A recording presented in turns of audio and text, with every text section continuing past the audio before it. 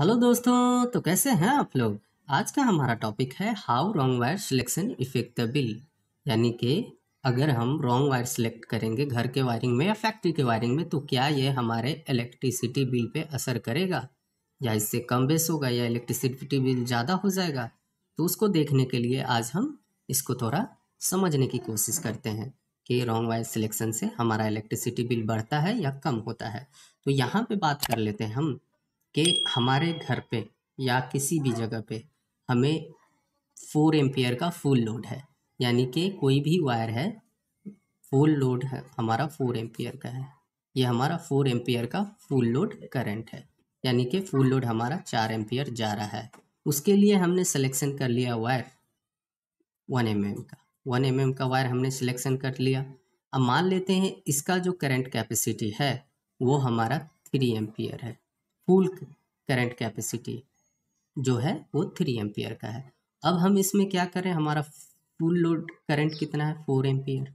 हम इसमें से 4 एम्पियर करंट इसको बोल रहे हैं आप लेके जाओ, लेकिन इसकी जो कैपेसिटी है वो 3 एम्पियर की है। तो क्या होगा, ये तार गर्म होगा और जल जाएगा। तो एक तो बात ये हो गई, इसकी वजह से ये तार गर्म हुआ और I²R हमारा हीट लॉस होगा और इसकी वजह से तार जल जाएगा। इसी को एक तरह से देखते हैं, मान लेते हैं ये हमारा पाइप है, ये हमारा पाइप है, इसकी कैपेसिटी है 2 लीटर पानी को एक साथ बाहर निकालना। इससे जो पानी निकलेगा वो 2 लीटर यानी 2 लीटर पानी ये निकाल सकता है। लेकिन इसमें हमने 4 लीटर पानी दे दिया, तो क्या ये पानी को निकाल पाएगा? तो बिल्कुल नहीं, ये पाइप फट जाएगा। उसी जगह हमारा हमने जो पानी इससे भेजना है वो 5 लीटर का है और हमारा एक पाइप है उससे मोटा जो हमारा 6 लीटर पानी इससे लेके जाता है। यानी इसकी की जो कैपेसिटी है वो 6 लीटर की है। तो इससे जो पानी जाता है वो, इसमें जो हमने पानी भेजा है वो 5 लीटर है। तो क्या यह पानी को लेके जाएगा? तो बिल्कुल आसानी से लेके जाएगा, क्योंकि इसकी जो कैपेसिटी है वो 6 लीटर की है।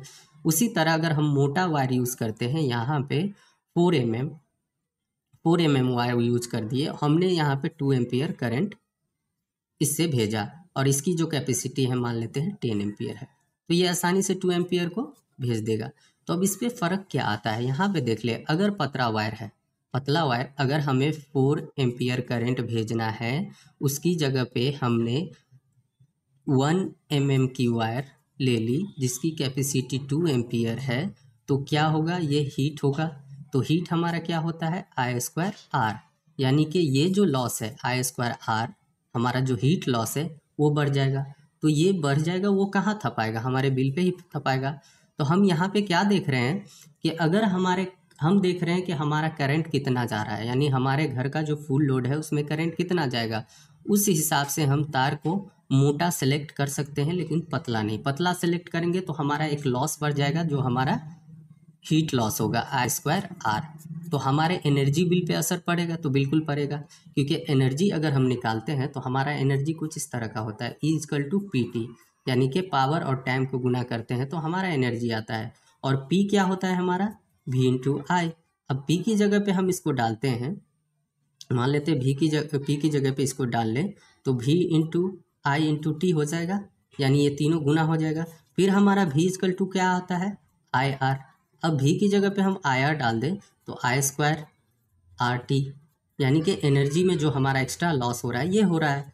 और उसी जगह रजिस्टर की बात कर लें, R हमारा होता है ρL/A, यानी कि हमारा रेसिस्टेंस कैसे बढ़ता है, एरिया को हम बढ़ाते हैं तो रेसिस्टेंस घटता है। यानी कि हमारा जो मोटा वायर होगा तो उसका रेसिस्टेंस कम होगा, उसी तरह एरिया को घटाते हैं तो हमारा रेसिस्टेंस बढ़ जाता है। यानी कि हमारा पतला तार होगा तो हमारा रेसिस्टेंस ज़्यादा होगा, ये रेसिस्टेंस बढ़ेगा। उसी जगह अगर लेंथ को बढ़ाते हैं तो हमारा रेसिस्टेंस बढ़ेगा। तो हमारा रेसिस्टेंस क्या चीज़ से बढ़ता है, एक तो लेंथ से और दूसरा हमारा एरिया को घटाने से। तो यहाँ पे तो सीधा पता चल गया कि अगर हमने जो पतला वायर यूज़ किया है, जितना हमें करंट उससे भेजना है उससे भी कम कैपेसिटी का वायर यूज किया, यानी पतला वायर यूज किया है, तो हमारा हीट लॉस होगा।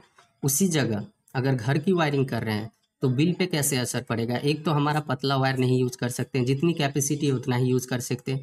दूसरा, हम आजकल पाइप वायरिंग करते हैं, किसी भी रूम में अगर पाइप वायरिंग करते हैं तो यहाँ पे हमें करंट लेके जाना है, यहाँ पे एक बल्ब जलाना है।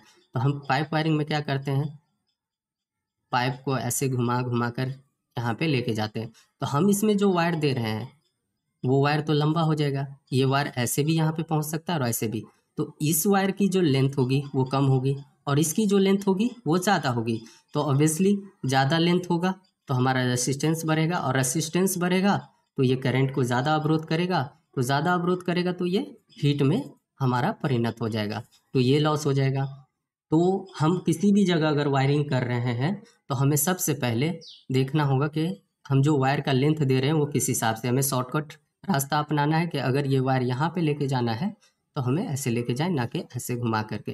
तो बिल हमारा इससे भी बढ़ सकता है। दूसरा हमारा होता है कि अगर हमारी कैपेसिटी करंट की है 10 एम्पियर की, तो हमें उसी हिसाब से वायर सेलेक्ट करना होगा, ना पतला ना मोटा। अगर पतला कर देंगे, अगर हमने 10 एम्पियर इससे लेके जाना है और 5 एम्पियर का पाइप सेलेक्ट कर दिया यानी 1 mm का, तो इससे करंट नहीं जाएगा, ये हीट में परिणत हो जाएगा, हीट की वजह से हमारा बिल उठेगा। उसी जगह पतला नहीं किया और ज़रूरत से ज़्यादा हमने मोटा कर दिया, तो उससे क्या होगा, उससे हमारा कैपिटल कॉस्ट बढ़ जाएगा। यानी कि हम जो तार खरीदेंगे, पतला खरीदेंगे वो कम रेट में आएगा और मोटा खरीदेंगे वो ज़्यादा रेट में आएगा। तो क्या होगा, हमारा बिल तो मोटे वायर से नहीं बढ़ेगा, लेकिन हमारा जो कैपिटल कॉस्ट है, यानी कि हम जो शुरू में लगाएंगे किसी भी वायरिंग में, तो वो हमारा बढ़ जाएगा, तो उससे हमारे को नुकसान हो जाएगा। उसी जगह पतला वायर ये करते हैं तो वो जल जाता है, तो हमें फिर से उससे सबको रिमूव करके नया लगाना पड़ेगा। तो हमारे वायरिंग के लिए किसी भी जगह पे, फैक्ट्री हो या घर हो, तो हमारे वायरिंग के लिए अच्छे सिलेक्शन करनी चाहिए वायर की। रॉन्ग सिलेक्शन करेंगे तो हमें इस तरह का कुछ नुकसान होगा। मेरे वीडियो से आपको जानकारी मिलती है तो प्लीज़ मेरे चैनल को सब्सक्राइब करें, लाइक करें और शेयर करना ना भूलें। मिलते हैं आपसे अगले वीडियो में अगले टॉपिक के साथ, तब तक के लिए बाय बाय, टेक।